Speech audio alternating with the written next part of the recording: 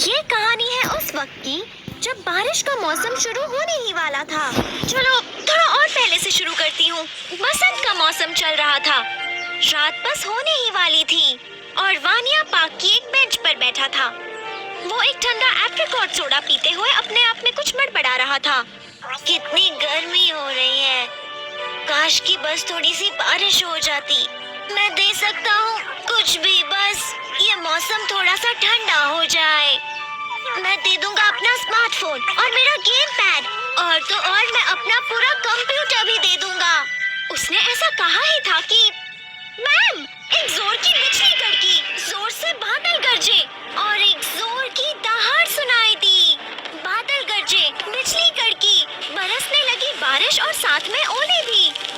वानिया को बारिश मांगने का पछतावा हो रहा था। उससे बर्दाश्त नहीं हुआ और वो फूट फूट कर रोने लगा। ओह, मुझे बहुत डर लग रहा है। वानिया को तूफानों से बहुत डर लगता था, इसलिए जब बिजली कड़की तो उसे डर के मारे रोना आ गया। वानिया ने अपनी आंखें कसकर बंद की, पर फिर भी उसे दिख रही थी बिजली। फिर उसने अपने कान बंद किए, पर बादलों की गड़गड़ाहट कम नहीं हुई। और फिर बिजली की आवाज से भी ज्यादा खतरनाक उसे एक भयानक आवाज सुनाई दी ऊपर से। क्या तुम्हें अभी डर लग रहा है? पर बात और भी बिगड़ सकती है। मैं हूँ कहानी का राजा कोशी और मुझे बच्चों को डराना बहुत ही अच्छा लगता है। और इतना जान लो, मेरे हुक्म पर चलते हैं गरजते हुए बादल, कड़कती हुई बिजली और सभी बारिश के बादल भी।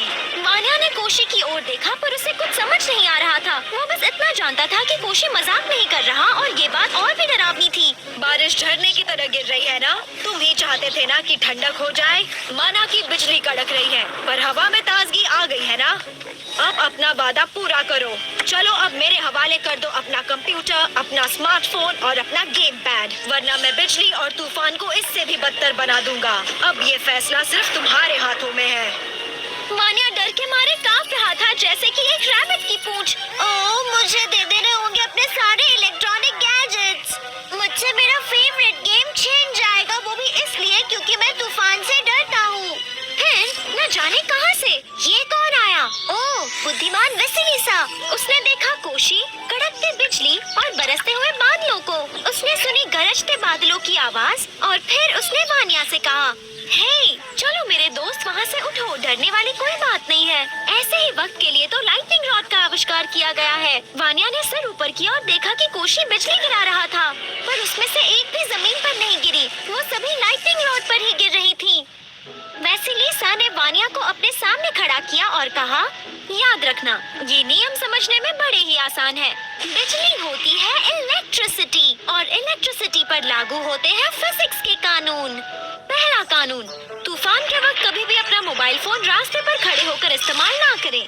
दूसरा कानून, ये नियम लगभग सभी जानते हैं, तूफान में किसी तालाब के पास होना बहुत खतरनाक हो सकता है। और तीसरा कानून, तूफान में कभी खुले में ना चलें, खासकर एक छाता लेकर, क्योंकि छाते का रॉड और फ्रेम मेटल के होते हैं और मेटल होता है इलेक्ट्रिसिटी का गुड कंडक्टर।